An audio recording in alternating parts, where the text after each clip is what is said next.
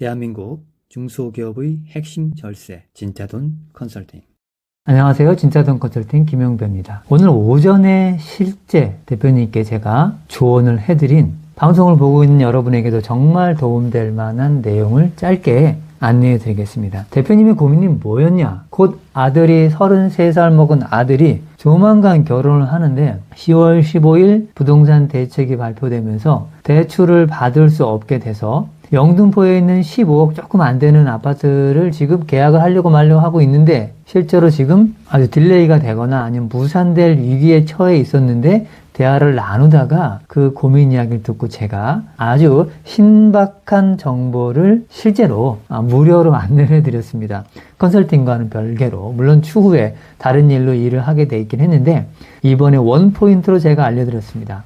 법령을 딱 한 가지만 알면 되고요. 그리고 작년인가 재작년인가 우리 신혼부부들이나 출산 장려, 자녀를 낳으면 증여 공제 5천만 원 별개로 1억을 추가로 줄 수 있다고 발표했었잖아요. 실제로 그게 지금 실행되고 있고 그 두 가지를 적용을 해서 15억 조금 안 되는 14억 7천인가 되는 그런 아파트를 30대 중반, 초중반이죠. 초중반 신혼부부가 대출 한 푼도 안 받고 처리할 수 있는 방법을 제가 안내해 드렸습니다. 자, 지금부터 시작해 볼게요. 대표님이 고민을 말씀드렸죠. 아들이 신혼집을 사서 가기로 했는데 본인들이 상당량 5억, 10억을 증여해주면 세금만 1억에서 많게는 3, 4억을 내야 되기 때문에 그 세금 내다가 사실 세금까지 감안하게 되면 거의 10억 이상을 증여를 해줘야 되기 때문에 말이 안 되잖아요. 또 10억을 받기 위해서 아버님은 또 얼마나 많은 배당소득세나 혹은 상여로이나 종합소득세 합산 과세를 맡겠습니까? 건강보험료까지. 그런데 이 회사의 특이했던 점, 아주 유익했던 점은 뭐였냐면 아들이 아버지 회사의 직원일 뿐더러 회사의 주식을 가지고 있었습니다. 평가를 해봤더니 한 6, 7억 정도 됩니다. 한 7억 좀 더 됐던 것 같아요. 7억 조금 초과됐던 것 같은데 그것을 활용하기로 했습니다. 그러면 나머지 부족분 8억은 어떻게 하느냐? 답을 드리겠습니다. 첫 번째, 이 30대 초중반의 동갑이었는데 며느리 될 사람하고 이 젊은 청년들이 대단하게도 한 2억에서 한 2억 5천 정도 서로의 합해서 현금을 가지고 있었습니다. 대단하죠?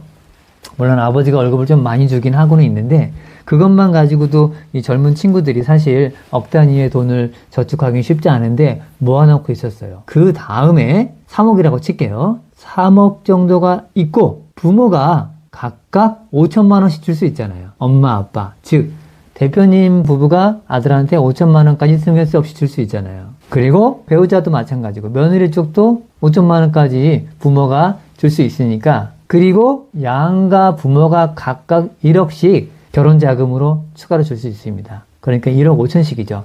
그게 3억입니다. 벌써 6억이 준비됐죠? 세금 있습니까? 없습니다. 3억을 줘도 세금이 한 푼도 없어요. 곧 결혼할 거기 때문에. 그리고 정말 중요한데 잘 들어보시면 됩니다. 여기서 법령이 나오는데 상속증여세법 볼까요? 상속증여세법 제53조에 증여재산 공제 항목이 있습니다. 이걸 쫙 읽어보시면 배우자가 내는 6억, 성인 직계 비속에게는 5천만 원, 미성년자에게는 2천만 원, 그리고 할아버지 할머니가 손주들한테는 1천만 원, 또 내가 나의 사촌이나 삼촌 이내의 친인척한테는 1,000만 원. 이 규정이 있어요. 즉, 그 금액까지는 증여세 물리지 않을게라는 항목이 있습니다. 그런데 대표님 아들 입장에서 봤을 때 장인 장모 있잖아요. 이분들은 하나로 보지 않고 따로 봅니다. 장인 장모가 세금 없이 줄 수 있는 돈은 1,000만 원이에요. 그러니까 각각 1,000만 원씩이니까 2천만 원이죠. 그런데 왜 굳이 2천만 원만 줍니까? 1억을 주면 되잖아요. 각각. 그럼 2억이네요? 그럼 세금을 내잖아. 맞습니다. 증여세는 상속증여세법 56조인가에 나오는데 56조인가 53조인가 모르겠는데 그건 중요하지 않아요. 증여세법에 정해져 있어요. 1억 원 이하는 10%입니다. 즉 2억을 받고 200만 원 미만의 세금을 내게 됩니다. 신고세액공제까지 빼면. 자, 그러면 양가 부모가 크로스해서 대표님 부부는 며느리한테 1억 1억, 대표님 아들은 장인 장모한테 1억 1억. 4억입니다. 그럼 벌써 얼마예요? 6억에다가 10억이네요. 자, 이제 5억만 준비하면 됩니다. 아드님이 주식을, 아버지 회사 주식을 갖고 있는데 이미 20대 후반에 회사에 들어올 때 증여해 준 게 있어요. 그게 가치가 많이 올라가지고 회사가 성장해가지고 지금 봤더니 한 7억 정도 하는 거예요. 7억이 조금 더 되더라고요. 그러면 혼인신고를 먼저 하고 아들이 며느리한테 5억을 증여합니다. 자, 상속증여세법 제가 말씀드렸죠? 53조에 배우자가 내는 6억까지는 세금이 없습니다. 혼인신고 했잖아요. 아들이 며느리한테 6억을 주고 주식을 줍니다. 현금을 주는 게 아니에요. 즉 시아버지 회사의 주식을 며느리가 받는 거예요. 그 다음에 며느리는 그 주식을 1년 동안 갖고 있다가 시아버지 회사에 팝니다. 그럼 남편한테 5억에 받아서 시아버지 회사에 5억으로 팔았으니까 세금이 있나요? 자, 증여세 없고 양도소득세 없습니다.